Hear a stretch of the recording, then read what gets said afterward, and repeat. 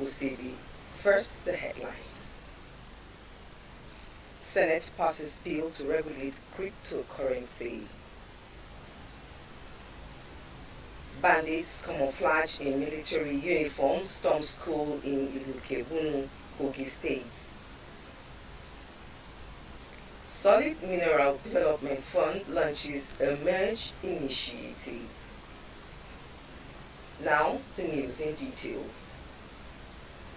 In a landmark move, the Nigerian Senate has passed a bill to regulate cryptocurrency, a step aimed at boosting the country's digital economy. The bill will create a legal framework for digital assets, allowing the government to tax cryptocurrency transactions and protect global tech investments.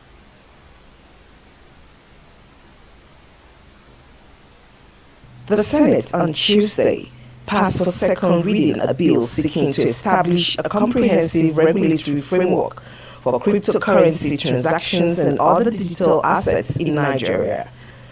A move, the lawmakers said, will enhance investor protection and strengthen the country's digital economy.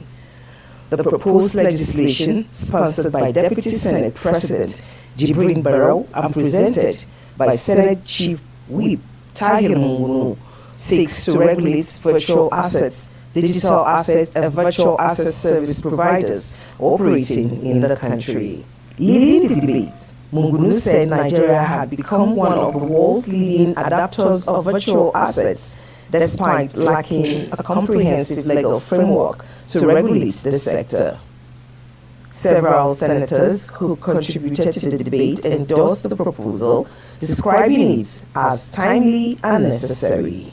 Similarly, Senator Shuaib Salisu warned that the failure to regulate the sector could encourage criminal activities and undermine economic growth. If eventually passed by the National Assembly and assented to by President Bola Ahmed Tinubu, the legislation is expected to significantly reshape Nigeria's approach to digital assets by providing a legal framework for cryptocurrency operations, strengthening investor confidence, and improve regulatory oversight. The Senate on Tuesday. A coordinated attempt by heavily armed bandits to execute a mass student abduction was foiled by the Joint Security Team on Wednesday morning. The incident occurred at around 10 a.m. on Wednesday, June 10, 2026, at Government Secondary School in Iluke Bunu, located within the Kababunu local government area of Kogi State, north-central Nigeria. According to official states reports, a swarm of roughly 40 bandits operating on motorcycles invaded the community. The attackers utilized military camouflage uniforms to deceive local residents and gain access to the school compound. The Kogi State Police Command has confirmed the identities of the 3 victims killed during the attack, whom are Ganiu Anifowoshi, the vice principal of the school, who was shot at the school premises; Sunday Ayele, a 6-year-old boy; Sunday Jacob Al-Hassan, a 70-year-old man, a resident of the community. One bandit was neutralized by responding forces during the ensuing gun battle, and one security operative sustained injuries.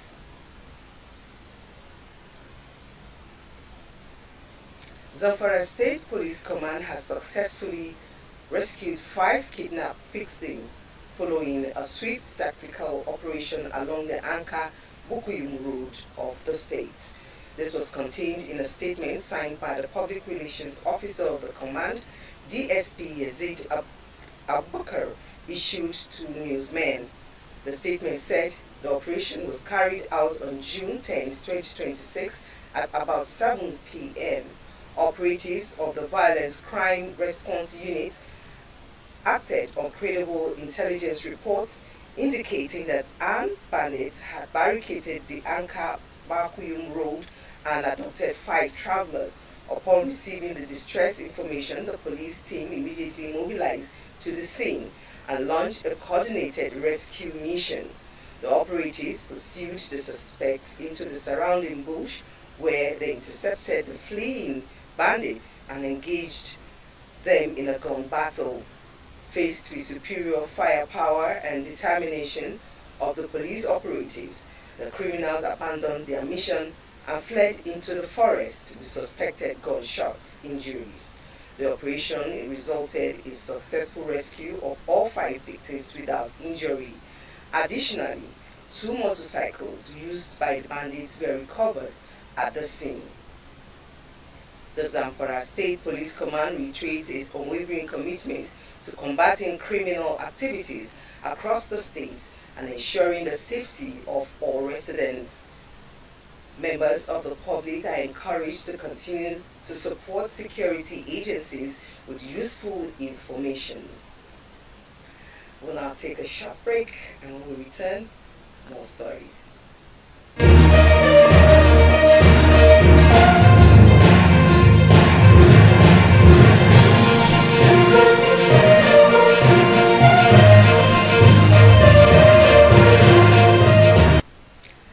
Welcome back.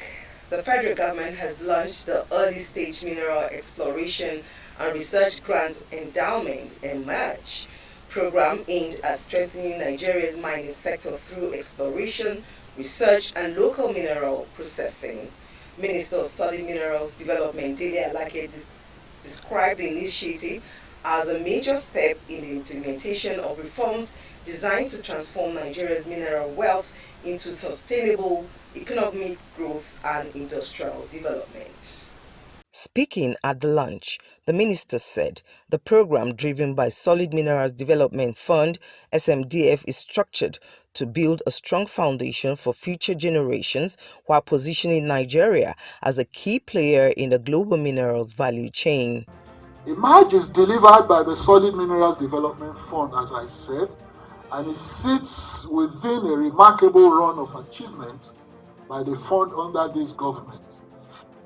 In just a few years, the SMDF has built the AFC SMDF Project Development Facility, that's the alumina which I mentioned, the 1.5 million metric tons per annum alumina refinery.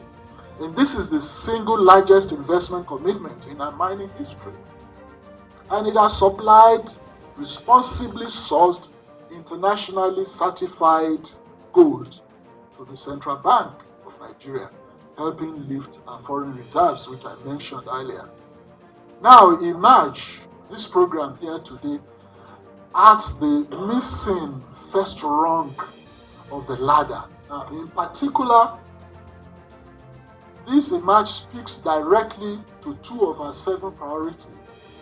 It generates reliable data on our priority minerals, that the 3rd point on our agenda, 7-point agenda demands, and it drives the value addition and processing innovation that the 7th point demands.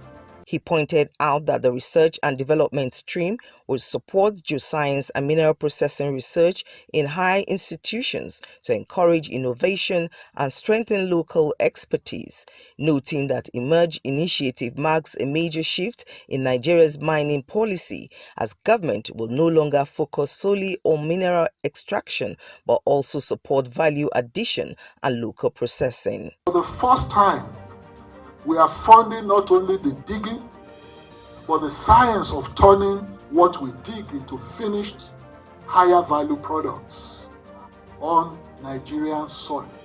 That is the magic there. Earlier in her welcome address, the Executive Secretary of Solid Minerals Development Fund, SMDF, Hajia Fatima Shinkafi, said the launch of the Early Stage Mineral Exploration and Research Grant Endowment (EMERGE) program will strengthen Nigeria's mining sector through exploration, research, and local value addition. Your presence here this morning is a clear affirmation of our shared belief in the promise of Nigeria's solid mineral sector, and I thank you for honoring our invitation.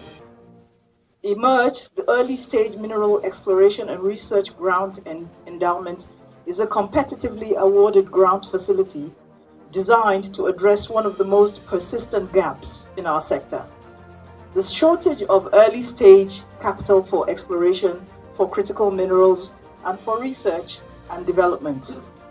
I will not preempt the detailed presentations coming. Safe to say that eMERGE places catalytic funding directly in the hands of our explorers, our universities, and our research institutions so that more of our promising projects can move from potential to proof. eMERGE, however, does not stand alone. It is the latest expression of a deliberate reform agenda that the fund has pursued to reposition mining finance in Nigeria. Established as Nigeria's sovereign fund to catalyze private sector-led investment in the sector, the SMDF invests to de-risk projects, to crowd in private capital, and to build the data and capacity on which sound investment depends. We pursue this mandate across our investment windows for growth, for opportunities, and for responsible mining. Through our strategic partnership with the African Finance Corporation, we established the AFC SMDF Project Development Facility, a joint platform that co-funds and co-develops commercial-scale mining projects and provides the technical advisory needed to carry them from early stage to bankability. That SMDF-AFC partnership has recently produced a landmark of which the entire sector can be proud of. The 1.5 million metric tons per annum alumina refinery project, the single largest funding commitment in the history of the fund, in the history of Nigeria, and the biggest Nigerian mining investment ever. Shinkapi described eMERGE as a key component of the federal government's solid minerals reform agenda aimed at attracting investment, improving geological data, and supporting mineral processing. She added that the initiative will help position Nigeria as a major destination for critical minerals needed for global energy transition, while supporting indigenous miners and boosting industrial growth through local processing and value addition. Mania OCB, Asset Television News. Moving on, a 32-year-old Nigerian, Atochukwu Onyenusi, has been sentenced in the United States after being found guilty of fraud-related offenses involving the use of false identity and immigration documents to secure employment. The sentencing was delivered by U.S. District Judge Camilla Thila in a federal court in South Dakota. Onyenusi received a sentence of time served, less than 8 months in detention, following a 1-year release of supervision. He was also ordered to pay a $1,000 fine alongside a $100 special assessment to the Federal Crimes Victims Fund. Court records show that he was initially indicted in December 2025 by a federal grand jury on multiple counts, including visa fraud, use of false documents, and aggravated identity theft. He later entered a guilty plea on February 27, 2026. Authorities stated that Onyenusi, who held lawful permit residence in the United States, was forced by the law enforcement in Oklahoma in November 10, 2025 for a traffic violation. During the stop, officers discovered a Texas commercial driver's license bearing his photograph but another person's identity. He was also found in possession of an employer identification card linked to Great Plains Tribal Leaders Health Board in South Dakota, where he was allegedly listed under a false name as cyber threat analyst. The case was investigated by the Homeland Security Investigations alongside the Craig County Sheriff's Office in Oklahoma, prosecuted by Assistant U.S. Attorney Benjamin Skroda. And that's the size of our bulletin. Do well to join us on our social media handles for more updates. On behalf of the news crew, I am Mania OCB. Many thanks for watching.